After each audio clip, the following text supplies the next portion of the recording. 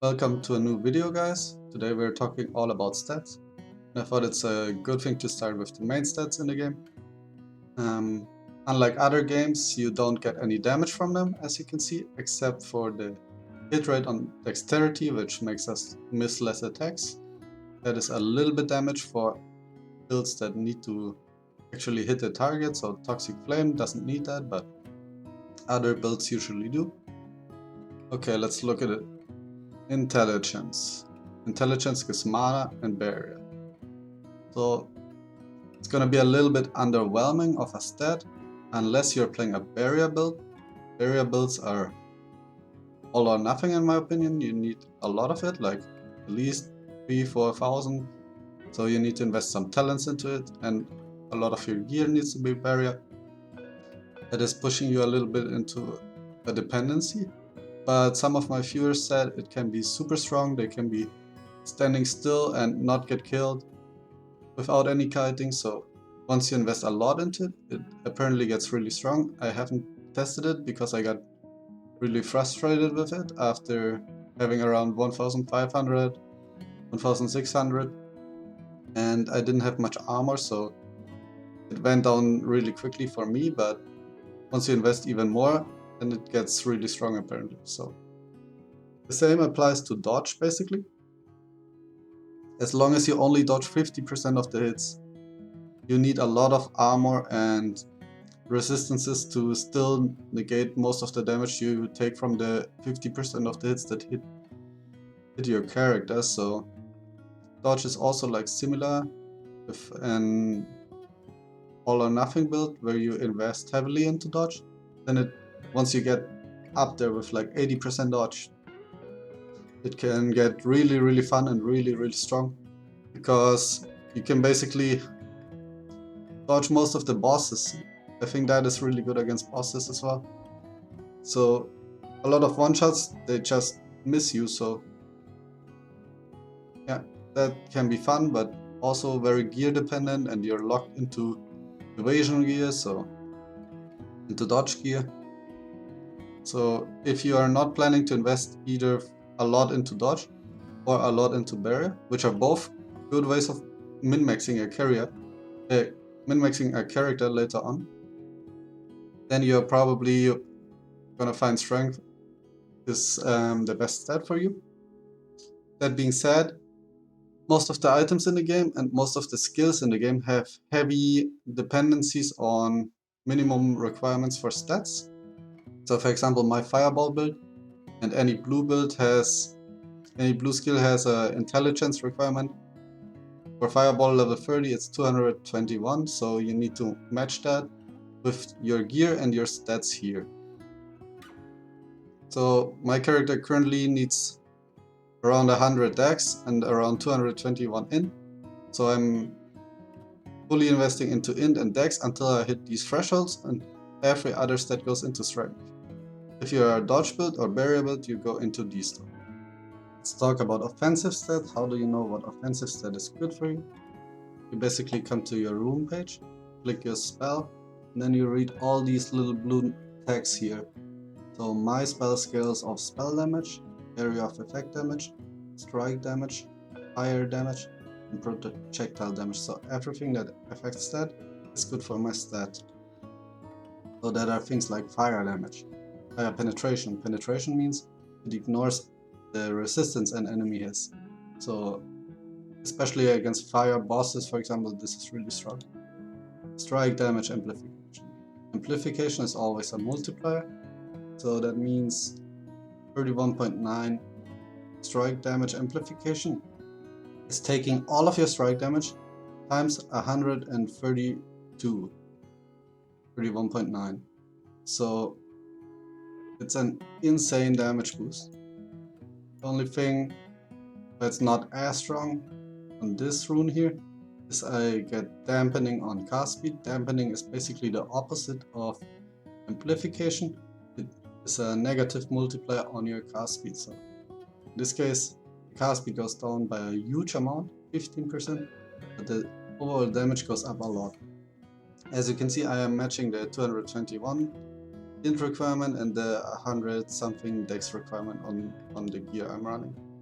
Anything that is amplification is a really big boost. Anything that is dampening is a really big decrease. So dampening on damage taken is super good. Amplification on your damage is also super good. These are the best stats in the game. If you have added damage like plus fire damage or plus % fire damage, these are really good stats, but nowhere even close to amplification. So if you find amplification, you always take that first. Mana is the resource for casting your spells, so if you increase that, you have like a longer time until it fully runs out, but since most of your mana comes from the mana potion, it is often better to increase the mana potion efficiency than the maximum mana. Maximum mana is only good if you scale it with something like area percentage of maximum mana or something like that. Other than that, mana is one of the weaker stats in the game. As long as running out of it, you should increase other stats like on the spell, for example, mana potion cooldown or mana potion effect. You can also find these on your skill tree. So that is way better stats here for mana sustain than maximum mana. So maximum mana is something we don't really want on our gear. Health is always really good unless you're playing full barrier build, then you want to focus on barrier, of course. But health is still nice to have, even in those builds. So then armor is really good. Same goes for all of the resists here, and the chaos resist is also really good. And now let's look at that. You can see I have a lot of minus damage taken. It comes from stats like damage dampened. So if you go at the talent tree, for example, we can find some of the skills to have some dampening on them. Like here, physical damage taken dampening, that reduces all the fist damage I take by 3%. So dampening is really good on any damage taken. And now let's look at gear stats. On weapons, you want mostly damage. Speed is probably one of the most important stats for any build. Other than that, you want your elemental damage or fist damage. That is really strong usually, and attack and spell damage mostly. And then there's some bonus stats. For example, my fireball is putting a burn on the enemy that counts as a dot. So you can run damage against enemies affected by dot. I would say any weapon that has 4 damage mods, speed included as a damage mod, is a good weapon already, so focus on trying to get 4 good stats on that. You can look at the other weapon for a little bit. As you can see, attack and spell damage, fire penetration, attack and spell damage, and projectile damage. And even some cast speed here. This weapon here is missing speed. That is a huge letdown. Speed would be the best damage buff to my build on this weapon. I stopped crafting on it because I think it's already decent, but I'm gonna start crafting on it again until I hit speed in some future crafting sessions. On the helmet, I really like health a lot, and I also like the resist, so always trying to hit at least 2 resists on an item and some health if I craft the helmet, and then sometimes health on kill or mana on kill could be good. This 13% mana here, I don't like that stat. I would be happy to get rid of it. Health regen is one of the better side stats. I never focus on getting that, but if I find it randomly on a craft, then I'm kinda happy about it. So after resists, after health, after barrier, if you seek that, after armor, then health regen is kinda good. On the spaulders, usually when I craft them, I focus on getting 1 damage mod for me, which in my case is fire damage. There's also poison damage and so on and so on.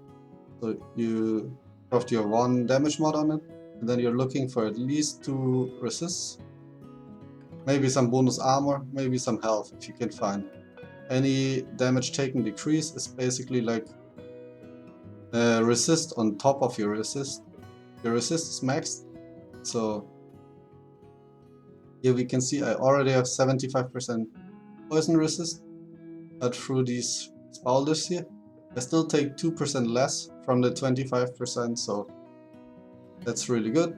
On the body armor, I actually have like a special stat here. These special stats, they are usually glowing here, can only be crafted on items that are enchanted. So how do you know what item has what enchantment? That is actually a really tough question, and there's no website telling us that yet. So what we have to do here is come to the auction house, click for example armor here, and then add option, and then we can scroll through here. And all of these with the blue dots here, they are enchanted stats. But all of the legendary ones here can also be only on special items. As you can see, all these blue stats are enchanted. And the trick is just click one of them that you really want. Let's say some rune, some of the rune buffs. So here the spell damage skill rune, for example. And then you press search. Okay, there's a lot. But now you want to know what god or what enchantment can roll that. So you click down here, go to Alyssa, go to Boreal, none, go to Castor. Okay, so that means this stat here can be found on Castor. So now you know you need a body armor that has the Castor blessing on it, or Castor authority on it. That's how you can find out enchanted stats. So this should be in almost any build, +3 to your main skill. Other than that, again, a lot of health, a lot of resist is really good. On a body armor, gloves usually, they don't have this kind of stat usually. You want attack or cast speed and triple resists. Armor is nice to have, health is nice to have. On boots, movement speed is probably the most important stat, and you can get a second high damage stat on it. Some of the boots even can have area damage and projectile damage, but one movement stat and a second damage stat are usually my go-to, and then if I get some resists as a bonus, that will be nice. So that's how I craft boots. For the necklace, I usually go double damage with elemental damage, but you take the necklace for your class, obviously. So if you're physical, then physical damage. If you're crit based, then crit. And some bonus resists are nice. There can be also, I think, cast speed on it. So on the belt, as we said already, the belt always has these potion effects, so these are really strong. A lot of health is nice, and resists would be nice. And here, like cast speed, damage, resists, cast speed, health, damage. That's really nice. Resist. So to conclude that, what stats do we focus on the most? First, I focus on damage everywhere on any gear. Second, on movement speed on boots. And third, on any defensive stats that are good. And in the defensive sector, I'm looking to max resistances first, up to 75%. So all of these I try to max to 75%. Chaos resist is a little bit the odd one out, it's super hard to get. And it doesn't occur so often in game, so you can neglect it a little bit, but the more chaos resist you have, the better the gameplay will feel for you. So I advise you get more than this. I'm kinda annoyed that I have so little of it.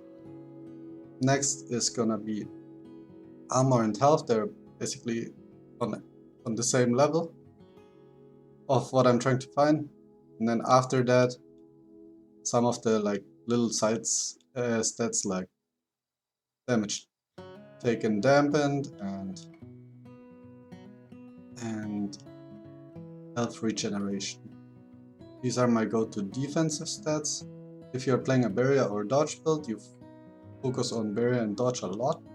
So you might be looking for an armor piece that has 1000 dodge or 1000 barrier, if you can get your hands on that. So it's a little bit different if you're playing one of those builds.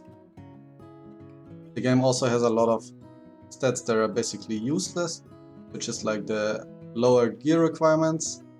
Sure, it lets you save some of your stat points in like random cases, but it is blocking one full stat on an item, and I don't know, man. Usually I don't want it on any gear. Some of the stats basically exist to make crafting harder. That's how I see it. Also stats on gear and weapons, I don't think it's that great unless there's some talents that scale and some weapons that scale with a lot of attributes. So if you have one of these effects on your character, for example, there's one talent that gives you damage per intelligence that you have, per 50 intelligence that you have. So if you're going into this, you can look for stats on your gear as well, so you can get up to 300, 400 in, and that can be good. If you don't have any of these effects, I advise to not go into stats on your gear.